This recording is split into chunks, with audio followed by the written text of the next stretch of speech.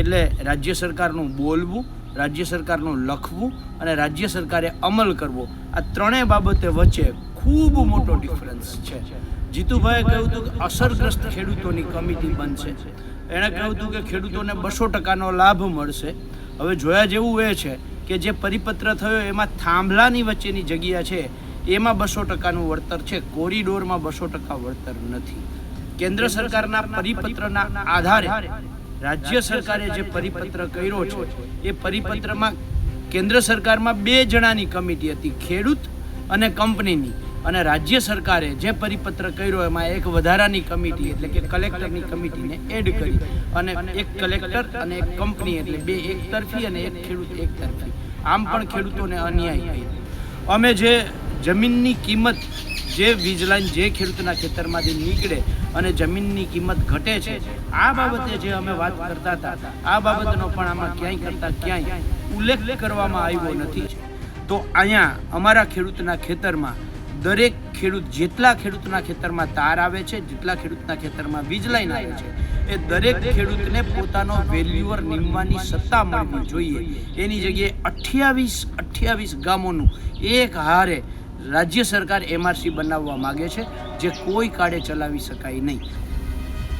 કચ્છના Bhachau sub divisional મેજિસ્ટ્રેટે જે letter તૈયાર કરી અને એને આ MRC કમિટી બનાવવા માટે સરપંચોને આમંત્રણ આપ્યું છે, 28 ગામોના સરપંચોને.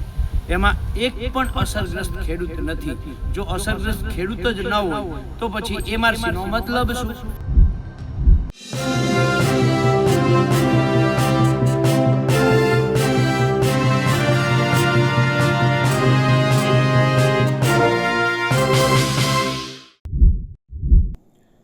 ગુજરાત સરકારે વીજ થાંભલા માટેના વળતર અને આખી SOPની જાહેરાત કરી છે. વળતરમાં માર્કેટ વેલ્યુના 2 ગણા આપવાની વાત કરવામાં આવી છે. માર્કેટ રેટ કમિટીની વાત કરવામાં આવી છે. એ સિવાય અનેક પ્રકારની એવી વસ્તુઓ અને જેમાં કહેવામાં આવ્યું કે ખેડૂતોના લાભમાં છે.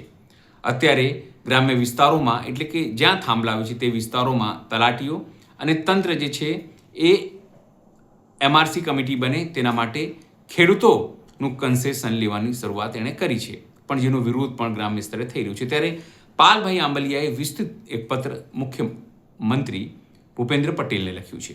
તેની અંદર તેમણે ઘણા બધા સવાલો ઊભા કર્યા છે કે જે રીતે રાજસ્થાન સરકારે જાહેરાત કરી છે તે સરકાર કેમ નથી કરી રહી? શું સરકાર ખેડૂતોને મૂર્ખ સમજે છે? જે માંગો હતી સરકારની, જે માંગો માનવાની હતી સરકારની, તેમાંથી 10% પણ ખેડૂતોની માંગો સ્વીકારાઈ નથી. સરકાર ખેડૂતોને લોલીપોપ આપી રહી છે. આ તમામ જે વસ્તુઓ છે સિવાય પણ અનેક જે સવાલો છે અને માંગો છે તે તેમણે મુખ્યમંત્રીને લખી છે. નમસ્કાર, હું છું ચિંતામણી પુતનેલ પટેલ. સ્વાગત છે આપનો મારા કાર્યક્રમમાં. આવો સાંભળીએ પાલ આંબલિયા જે મુખ્યમંત્રીમાં તેને પત્ર લખ્યું છે તેમાં શું કહી રહ્યા છે અને તેઓ શું માંગ કરી રહ્યા છે. રાજ્ય સરકારે 4/7/2026ના રોજ વીજ લાઈનોના પ્રશ્ને જે પરિપત્ર કર્યો છે, આ પરિપત્રને લઈ અને આજે રાજ્યના મુખ્યમંત્રીને કાગળ લખીને કહ્યું છે કે રાજ્ય સરકારે જ્યારે આ બાબતે પ્રેસ કોન્ફરન્સ કરી ત્યારે રાજ્ય સરકારના પ્રવક્તા મંત્રીશ્રીએ કંઈક અલગ વાત કરી હતી. જ્યારે પરિપત્ર કર્યો ત્યારે એમાં કંઈક અલગ લખાણ આવ્યું અને એનો જ્યારે અમલ થઈ રહ્યો છે ત્યારે એ કંઈક અલગ જ અમલ થાય છે. એટલે રાજ્ય સરકારનું બોલવું, રાજ્ય સરકારનું લખવું અને રાજ્ય સરકારે અમલ કરવો, આ ત્રણેય બાબતે વચ્ચે ખૂબ મોટો ડિફરન્સ છે. જીતુભાઈએ કહ્યું હતું કે અસરગ્રસ્ત ખેડૂતોની કમિટી બનશે. એણે કહ્યું હતું કે ખેડૂતોને 200%નો લાભ મળશે. હવે જોયા જેવું એ છે કે જે પરિપત્ર થયો એમાં થાંભલાની વચ્ચેની જગ્યા છે એમાં 200%નું વળતર છે, કોરિડોરમાં 200% વળતર નથી. નંબર 1. નંબર 2, અમે જે માંગણી કરતા હતા કે માર્કેટ ભાવનું 4 ગણું વળતર અથવા તો 50,000 રૂપિયા માસિક ભાડું અથવા તો 2 કરોડ રૂપિયા વન ટાઈમ સેટલમેન્ટના, આવી કોઈ કરતાં કોઈ એમાં વાત કરવામાં નથી આવી.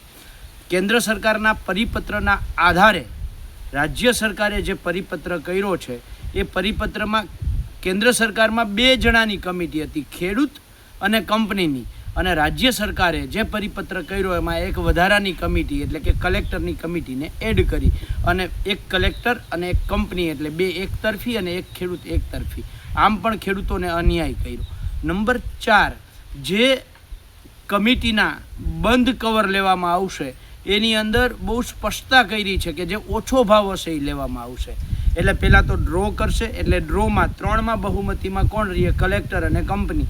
એટલે બહુમતીમાં પહેલાં એ રહેશે અને એમાંય જે ઓછો ભાવ હશે એ લેશે. એટલે ખેડૂતોને તો ફરીથી મારી નાખવાવાળી વાત આવી.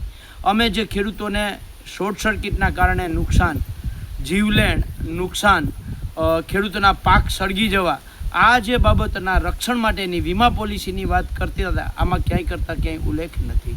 અમે જે જમીનની કિંમત, જે વીજ લાઈન જે ખેડૂતના ખેતરમાંથી નીકળે અને જમીનની કિંમત ઘટે છે, આ બાબતે જે અમે વાત કરતા હતા, આ બાબતનો પણ આમાં ક્યાંય ઉલ્લેખ કરવામાં આવ્યો નથી. અને સૌથી મોટી વાત, જ્યારે રાજ્ય સરકારે આનો અમલ કર્યો છે ત્યારે કચ્છના ભચાઉ સબ ડિવિઝનલ મેજિસ્ટ્રેટે જે લેટર તૈયાર કરી અને એને આ MRC કમિટી બનાવવા માટે સરપંચોને આમંત્રણ આપ્યું છે, 28 ગામોના સરપંચોને. એમાં એક પણ અસરગ્રસ્ત ખેડૂત નથી. જો અસરગ્રસ્ત ખેડૂત જ ન હોય તો પછી MRCનો મતલબ શું? નંબર 2, 28 ગામોની એક MRC બને તો આ કેવી રીતે શક્ય બને? કારણ કે એક જ ગામની અંદર હાઈવે ટચ જમીનનો ભાવ અલગ હોય છે અને હાઈવેથી દૂર હોય તો એની કિંમત અલગ હોય છે. ગામની નજીક જે ખેતર છે એની કિંમત વધારે હોય છે, જે દૂર હોય છે એની ઓછી હોય છે. ઔદ્યોગિક વસાહતોની નીચે નજીક આવતી જે જમીનો છે એની કિંમત વધારે હોય છે, એનાથી દૂર હોય એની કિંમત ઓછી હોય છે. અને આ જ વસ્તુ રાજ્ય સરકાર પાસે જ્યારે કોઈ પણ ખેડૂત, કોઈ પણ સામાજિક સંસ્થા જ્યારે રાજ્ય સરકાર પાસે જમીન માંગે ત્યારે જેટલા માગણીદારો હોય એટલા માટે રાજ્ય સરકાર જિલ્લા જમીન મૂલ્યાંકન સમિતિની બેઠક બોલાવે છે. દરેક સરકારી ખરાબા માટે સરકાર એ જમીન મૂલ્યાંકન સમિતિ બેસાડે છે. ત્યાં સુધી માની લ્યો કે એક ખરાબો 500 હેક્ટરનો ખરાબો છે અને એમાં અલગ અલગ 2 વ્યક્તિઓ સરકાર પાસે એક ગૌચર કરવા માટે, એક ગૌશાળા કરવા માટે અને એક બહેરા મૂંગાની શાળા કરવા માટે માંગે છે. એક જગ્યા છે એ હાઈવે ટચ છે અને બીજી જગ્યા છે એ છેડાનો ભાગ છે. તો એ બહુ સ્પષ્ટ છે, રાજ્ય સરકાર બંને જગ્યા માટે જમીન મૂલ્યાંકન સમિતિ બેસાડે છે. તો અહીંયા અમારા ખેડૂતના ખેતરમાં દરેક ખેડૂત, જેટલા ખેડૂતના ખેતરમાં તાર આવે છે, જેટલા ખેડૂતના ખેતરમાં વીજ લાઈન આવે છે, એ દરેક ખેડૂતને પોતાનો વેલ્યુઅર નીમવાની સત્તા મળવી જોઈએ. એની જગ્યાએ 28 ગામોનું એક હારે રાજ્ય સરકાર MRC બનાવવા માગે છે, જે કોઈ કાળે ચલાવી શકાય નહીં. હવે એનાથી અલગ કંઈક હળવદ તાલુકામાં અને મોરબી તાલુકામાં ત્યાંના કલેક્ટર અલગ કરે છે. એમણે એક અલગથી ફોર્મેટ બનાવીને, ફોર્મ બનાવીને ખેડૂતોને આપ્યું છે અને કહ્યું છે કે આ ફોર્મ ભરીને આપો, આના આધારે તમારી MRCની કમિટી નક્કી થશે. એટલે રાજ્ય સરકાર જ પહેલાં સ્પષ્ટ નથી કે ખેડૂતોએ ફોર્મ ભરી અને MRC કમિટી નક્કી કરવાની છે કે સરપંચો દ્વારા કમિટી નક્કી કરવાની છે. અમારી બહુ સ્પષ્ટ માંગ છે. પહેલાં તો અમે આ પરિપત્રનો સંપૂર્ણ વિરોધ કરીએ છીએ અને આ વિરોધ કરવાના કારણો મેં કયા છે અને એ બાબતને લઈ અને આજે રાજ્યના મુખ્યમંત્રીશ્રીને કાગળ લખ્યો છે. જય જવાન, જય કિસાન, જય જગત. જે રીતે પાલ આંબલિયાએ પોતાની માંગો મૂકી છે તેને લઈને આપ શું વિચારો છો જરૂરથી અમારા કોમેન્ટ બોક્સમાં કમેન્ટ કરજો. એ સિવાય અમારી યુટ્યુબ ચેનલ લાઈક કરો, સબસ્ક્રાઈબ કરો, બેલ આઇકન દબાવો. સાથે અમારા નવા ઇન્સ્ટા પેજ અને ફેસબુક પેજને પણ તમે જરૂરથી લાઈક કરો, શેર કરો અને ફોલો કરો. અત્યારે માટે બસ આટલું જ.